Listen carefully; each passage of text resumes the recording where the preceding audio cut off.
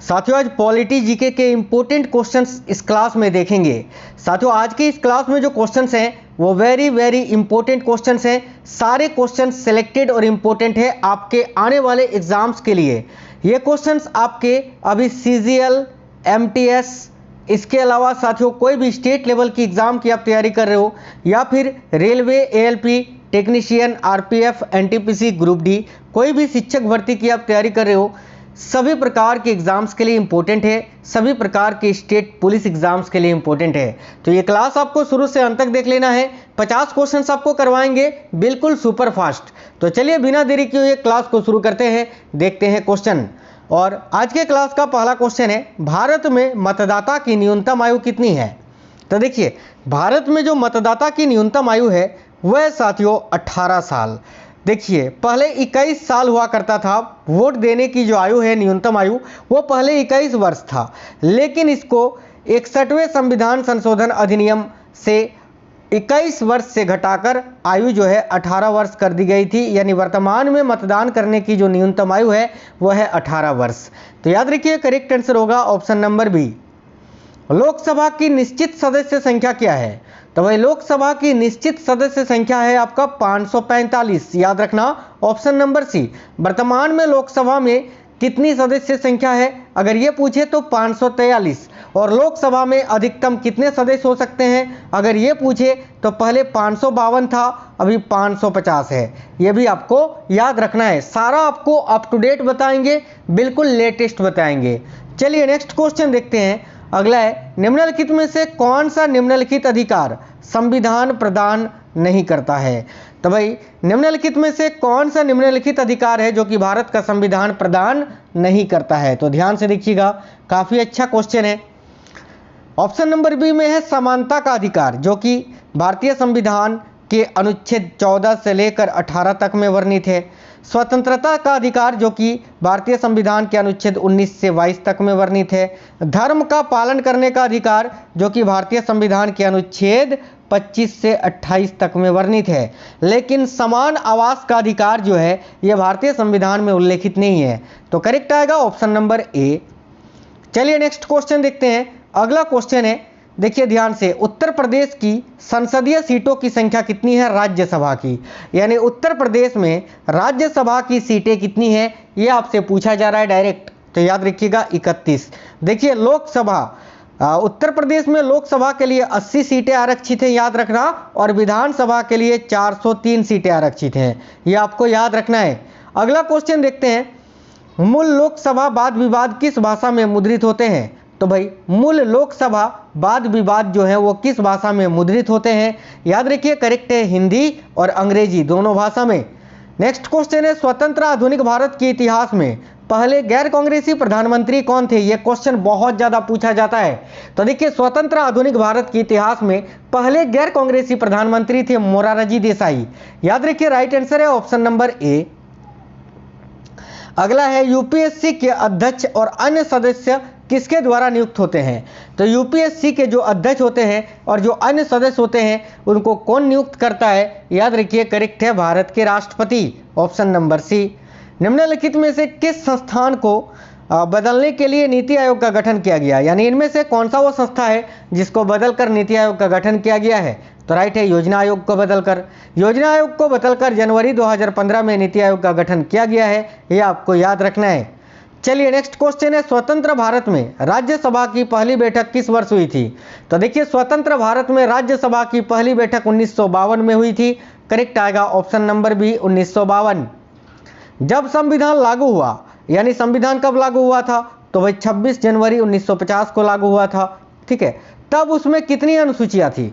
तो देखिए जब संविधान लागू हुआ था उस समय कितनी अनुसूचियां थी? तो उस समय 8 अनुसूचियां थी। वर्तमान समय में कितनी अनुसूचियां हैं? तो वर्तमान में 12 अनुसूचियां हैं। ये दोनों याद रखना है।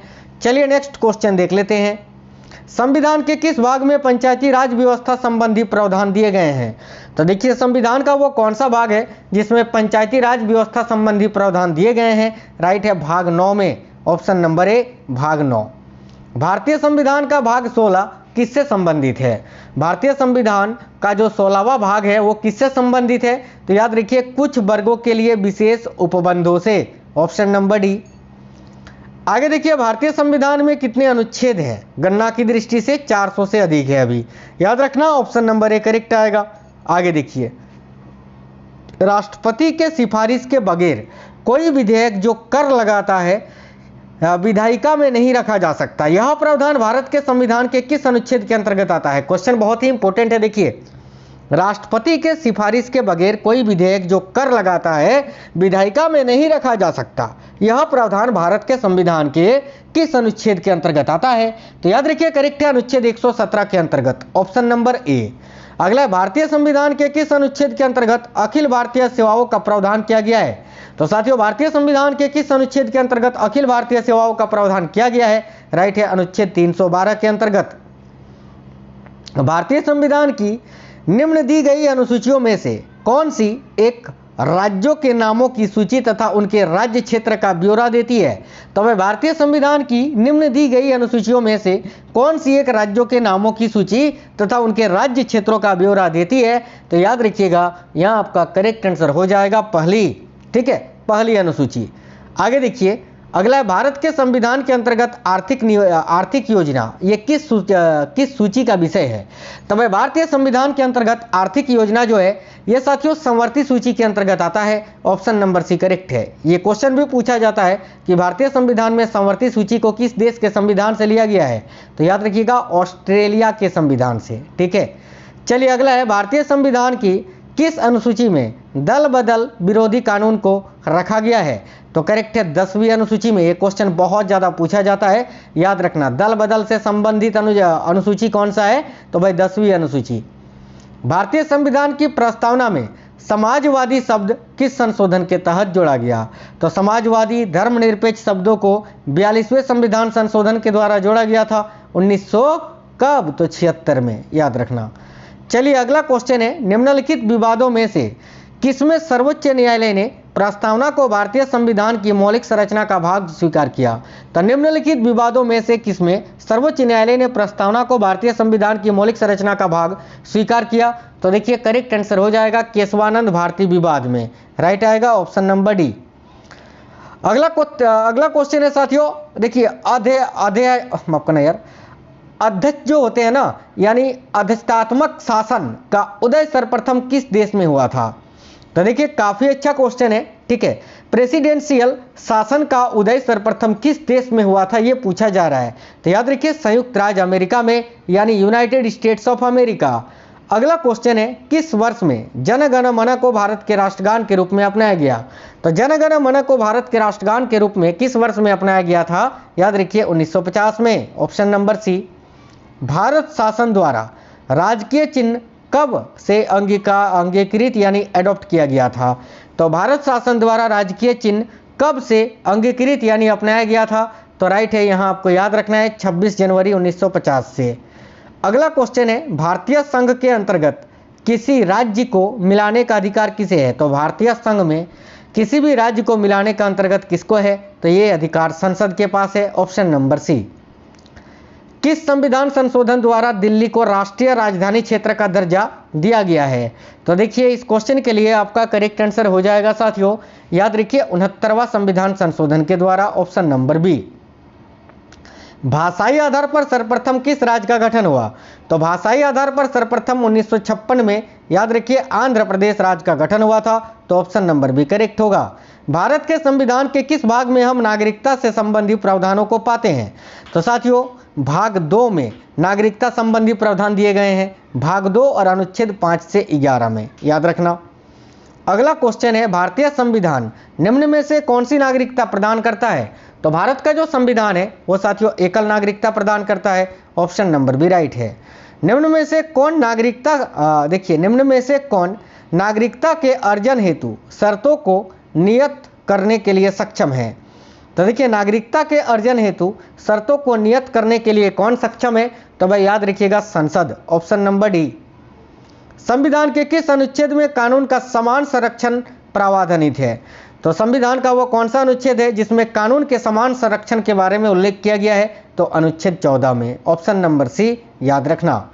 अगला क्वेश्चन है, भारतीय संविधान में स्वतंत्रता का अधिकार 4 अनुच्छेदों द्वारा प्रदान किया गया है, जो कि कौन कौन से हैं। तो याद रखिए अनुच्छेद 19 से लेकर अनुच्छेद 22 तक में। ऑप्शन नंबर ए, भारतीय संविधान में संशोधन करके शिक्षा का अधिकार कब जोड़ा गया।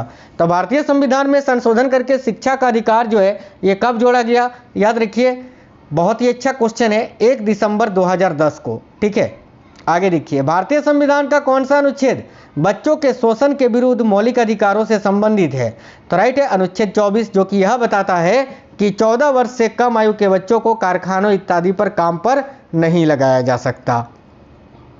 अगला है किसी अपराध के अभियुक्त को स्वयं अपने विरुद्ध गवाह बनाने के लिए बाध्य नहीं किया जा सकता। भारतीय संविधान के किस अनुच्छेद में यह प्रावधान है। तो भाई भारतीय संविधान के अनुच्छेद 20 का खंड 3 में यह प्रावधान किया गया है कि किसी अपराध के अभियुक्त को स्वयं अपने विरुद्ध गवाह बनाने के लिए बाध्य नहीं किया जा सकता। व्यक्ति के मौलिक अधिकारों की रक्षा किस अनुच्छेद से प्रदत्त है। तो व्यक्तियों के मौलिक अधिकारों की रक्षा किस अनुच्छेद से प्रदत्त है, याद रखना अनुच्छेद 22 से।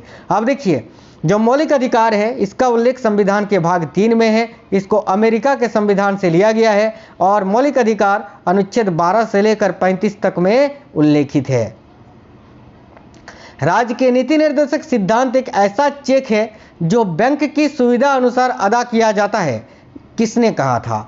तो भाई इस कथन को कहा था केटी शाह ने। बात करें राज्य के नीति निर्देशक तत्व की, तो इसका उल्लेख भारतीय संविधान के भाग 4 में है, इसको आयरलैंड के संविधान से लिया गया है भारतीय संविधान में, और राज्य के नीति निर्देशक तत्व का उल्लेख संविधान के अनुच्छेद 36 से लेकर 51 तक में वर्णित है। अगला है निम्न में से किस एक कमेटी या आयोग ने संविधान में मूल कर्तव्यों को सम्मिलित करने हेतु संस्तुति की थी। तो देखिए यहाँ आपका करेक्ट आंसर हो जाएगा स्वर्ण सिंह समिति की अनुशंसा पर। मूल कर्तव्यों की बात करें तो इसका उल्लेख भारतीय संविधान के भाग 4 का ए में है, अनुच्छेद 51 का ए में है और इसको रूस के संविधान से लिया गया है और मूल कर्तव्यों की संख्या 11 है। इसको 42वें संविधान संशोधन अधिनियम 1976 के द्वारा भारतीय संविधान में जोड़ा गया है।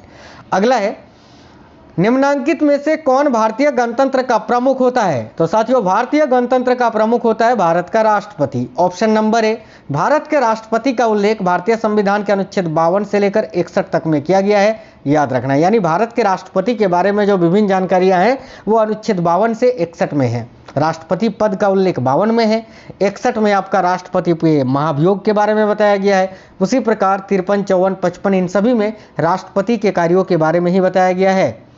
अगला है भारतीय संविधान के 70वें संशोधन द्वारा भारत के राष्ट्रपति के चुनाव में जिन 2 केंद्र शासित प्रदेशों को भाग लेने का अधिकार दिया गया है वे कौन से हैं। तो भाई 70वें संशोधन के द्वारा भारत के राष्ट्रपति 2 केंद्र शासित चुनावों में भाग ले सकते हैं और वो 2 केंद्र शासित प्रदेश हैं दिल्ली और Puducherry. Option number B correct होगा।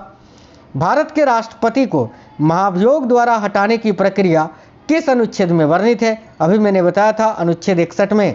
Option number B. भारतीय संसद का संयुक्त अधिवेशन निम्नलिखित में से कौन एक बुला सकता है। तो भाई संयुक्त अधिवेशन बुलाता तो है आपका राष्ट्रपति, लेकिन उसकी अध्यक्षता कौन करते हैं। तो स्पीकर यानी लोकसभा अध्यक्ष। अगला है भारतीय संविधान के किस अनुच्छेद के अंतर्गत राष्ट्रपति संसद के दोनों सदनों द्वारा पारित किसी बिल पर अपनी स्वीकृति रोक सकते हैं। तो याद रखना इसका प्रावधान संविधान के अनुच्छेद 111 में किया गया है। ऑप्शन नंबर डी करेक्ट है। उपराष्ट्रपति को उसके पद से निम्न में से किसके प्रस्ताव के द्वारा हटाया जा सकता है। तो भाई उपराष्ट्रपति को उनके पद से किसके प्रस्ताव के द्वारा हटाया जा सकता है, याद रखिए राज्य परिषद के। Option number A. उदारीकरण, देखिए उदारीकरण, निजीकरण, भूमंडलीकरण की नई आर्थिक नीति घोषित की गई थी किस प्रधानमंत्री के द्वारा। तो भाई याद रखिए करेक्ट है नरसिम्हा राव के द्वारा। Option number C. अगला राज्यसभा की निश्चित सदस्य संख्या क्या है। तो राज्यसभा की निश्चित सदस्य संख्या है 230 और राज्यसभा की अधिकतम सदस्य संख्या आपकी कितनी है। तो 250 याद रखना। आगे देखिए राज्यसभा के चुनाव के लिए अपेक्षित न्यूनतम आयु कितनी होनी चाहिए। तो भाई राज्यसभा के चुनाव के लिए अपेक्षित न्यूनतम आयु होनी चाहिए 30 वर्ष। करेक्ट आएगा ऑप्शन नंबर बी।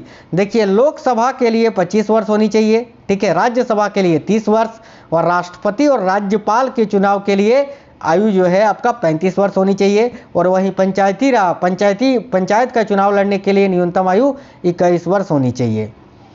चलिए आगे देखिए, बिना अनुमति के कितने दिन संसद से अनुपस्थित रहने पर किसी सांसद को अयोग्य घोषित किया जा सकता है? तो साथियों याद रखना, करेक्ट आंसर होगा 60 दिन, ऑप्शन नंबर बी। संविधान के किस अनुच्छेद के अंतर्गत धन विधेयक को परिभाषित किया गया है? तो भाई याद रखिए, करेक्ट है अनुच्छेद 110 के तहत, ऑप्शन नंबर बी। अगला, भारतीय संविधान की लोक लेखा समिति के अध्यक्ष को कौन मनोनीत करता है? तो भारतीय संविधान की लोक लेखा समिति के अध्यक्ष को कौन मनोनीत करता है? याद रखिए, करेक्ट आंसर हो जाएगा लोकसभा अध्यक्ष यानी स्पीकर। अगला क्वेश्चन है, सर्वोच्च न्यायालय में न्यायाधीश नियुक्त होने के लिए व्यक्ति को कम से कम कितने वर्ष उच्च न्यायालय का एडवोकेट होना चाहिए? तो याद रखना, कम से कम 10 वर्ष। साथियों आप लोग अभी किस किस एग्जाम की प्रिपरेशन कर रहे हैं, किस किस एग्जाम की तैयारी कर रहे हैं, ये आप हमें इस वीडियो के नीचे कमेंट बॉक्स में कमेंट करके जरूर बताइए, ताकि मैं उससे रिलेटेड क्लासेस आपको करवा सकूं। इस वीडियो को एक लाइक जरूर करना और इस क्लास को फैला देना अपने सभी दोस्तों को, सभी ग्रुप्स में, सभी सोशल मीडिया प्लेटफॉर्म्स पर जरूर से जरूर शेयर करना। मिलेंगे आपसे नेक्स्ट वीडियो में। वीडियो को लाइक जरूर करिए। आप में से कोई भी साथी नए हैं, चैनल को सब्सक्राइब करके बेल आइकन ऑन कर लीजिएगा। तब तक बिल्कुल स्वस्थ रहे। जय हिंद साथियों, वंदे मातरम।